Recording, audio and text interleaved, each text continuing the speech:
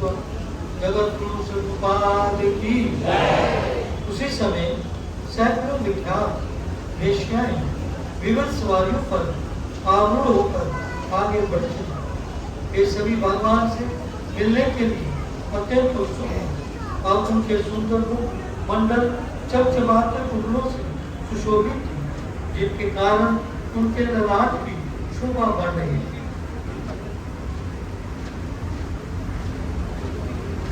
तात्पर्य श्री कृपाल जी द्वारा यदि वेश्याएं भगवत भक्त हो तो हम उनसे भी घृणा नहीं कर सकते। आज भी भारत के बड़े बड़े नगरों में ऐसी अनेक वेश्याएं जो भगवान की निष्ठावान भक्त हैं, समय के फेर से किसी को ऐसा पेशा ग्रहण करना पड़ता जो समाज में सम्मानित न हो, लेकिन इसके कारण भगवत भक्ति करने में कोई व्यवधान नहीं आता। भगवान की भक्ति समस्त परिस्थितियों में बेरोक टोक रहती है। इस वर्णन से ज्ञात होता है कि आज से 5,000 वर्ष पूर्व द्वारका जैसे नगर में भी जहाँ श्री कृष्ण निवास कर रहे थे, वेश्याएं रहती। इसका अर्थ यह है कि समाज के समुचित निर्वाह के लिए वेश्याएं भी आवश्यक अंग है।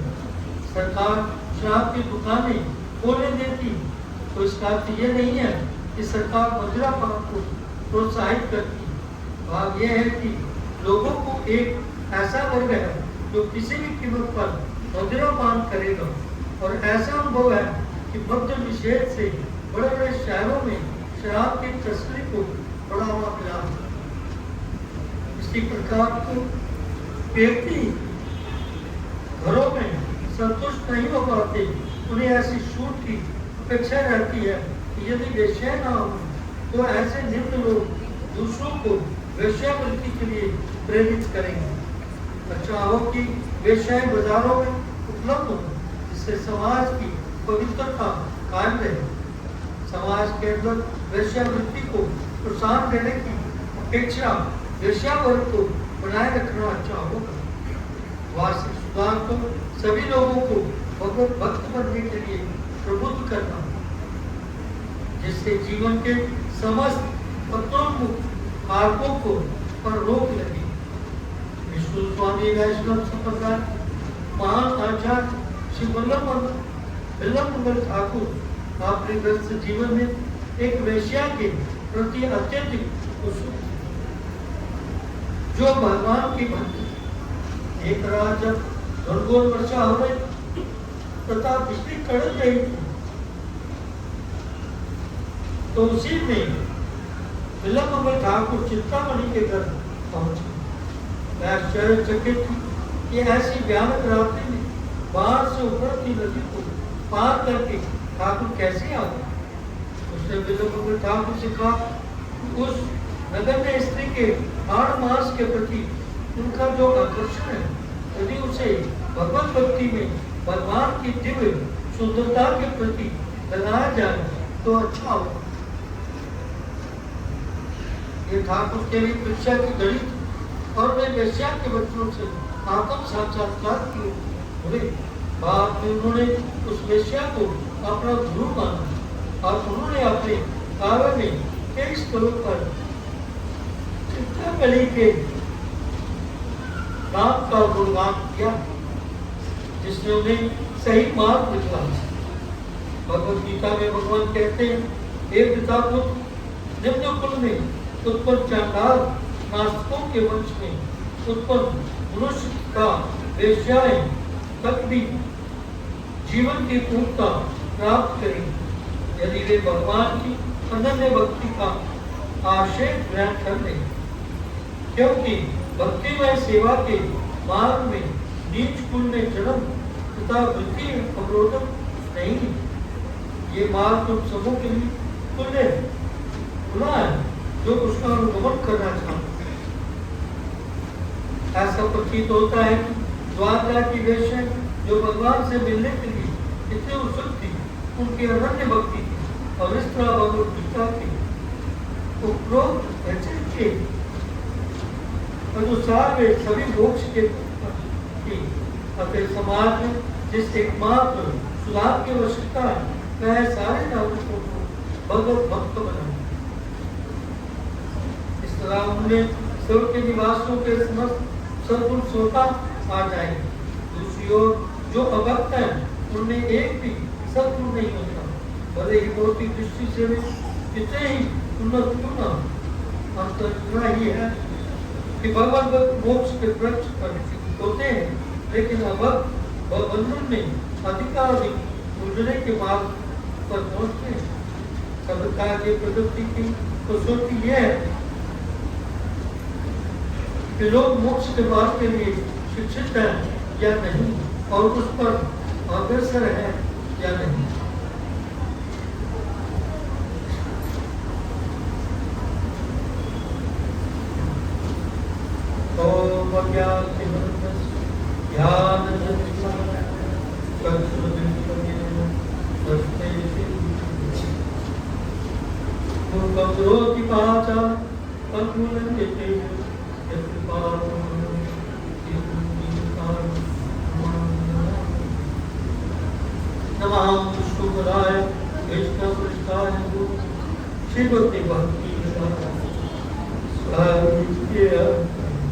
नमस्ते सरस्वती गौरवाणी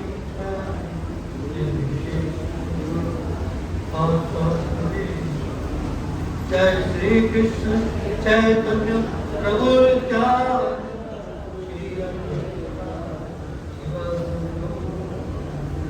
हरे कृष्णा कृष्णा कृष्णा हरे हरे हरे राम हरे कृष्णा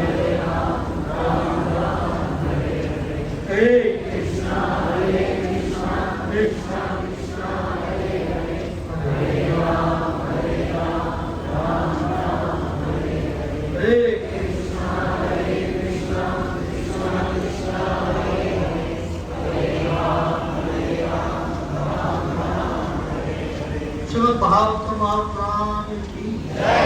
गुरु प्रभुपाद की जय। तो ये श्लोक में वैश्याओं के बारे में जो द्वारका के निवासी हैं उनका वर्णन कि वे भगवान श्री कृष्ण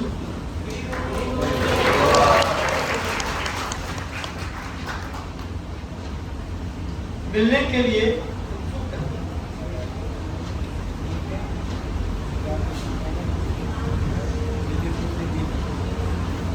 और जो द्वारका में रहती है और भगवान श्री कृष्ण की उपस्थिति में वहां रहती है, तो इसका अर्थ ये सीधा सीधा ऐसा प्रभुपाद वर्णन कर रहे हैं कि वे भगवान की अनन्य भक्त हैं। भले ही उसको वैसा की कैटेगरी में रखा गया, लेकिन है वो भगवान के अंदर। और भगवान की लीला में भाग लेने के लिए उनको मौका भगवान ने दिया हुआ है, लेकिन उनको टाइटल मिल गया वैसे। तो भगवान के जो भक्त होते हैं, जो भगवान के शुद्ध भक्त होते हैं, अनन्य भक्त होते हैं, वो भगवान उनको किसी भी परिस्थिति में रखेंगे, वो सदैव भगवान का धन्यवाद, वो भगवान का गुणगान। उनको कोई फर्क नहीं पड़ता कि वो किस कुल में जन्म हुआ, उनका क्या उनका पेशा है, उनको कोई फर्क नहीं पड़ता। उनको केवल फर्क ये पड़ता है कि उनको भगवान की भक्ति ही करनी, उनका एकमात्र उद्देश्य यही है। और संसार की कोई भी उपलब्धि जो है या कोई उपाधि जो है वो उनको हिला नहीं सकती, उनको विचलित नहीं करती। तो यहाँ पर उन वैश्यों की शुद्धता का भी वर्णन आया है। उनके कुंडल जो है खिलते हैं,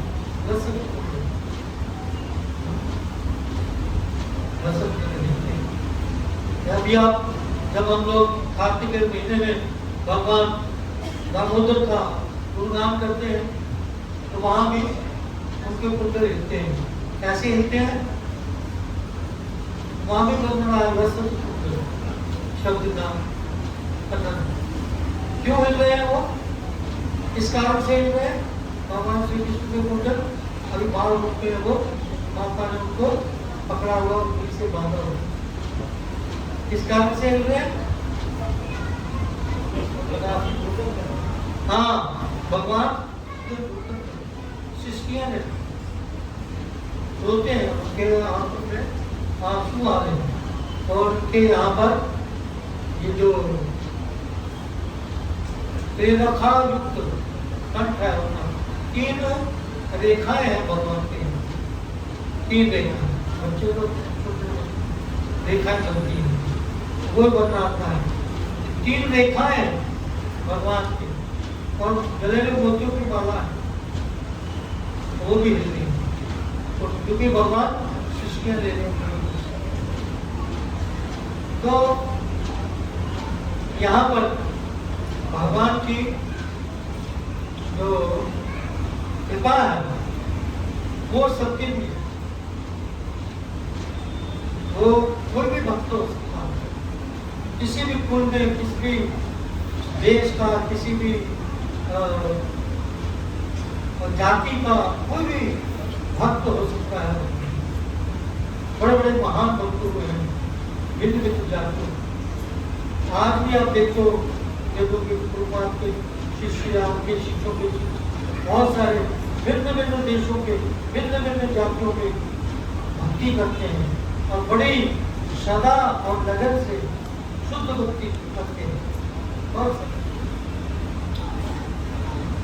तो भक्त के लिए कोई मैंने नहीं रखता, वो किस जाति में है, किस देश का, किस वर्ग का है, किस पानी कोई इसी प्रकार ये वैश्य भगवान की अनन्य भक्ति और द्वारका में निवास करते।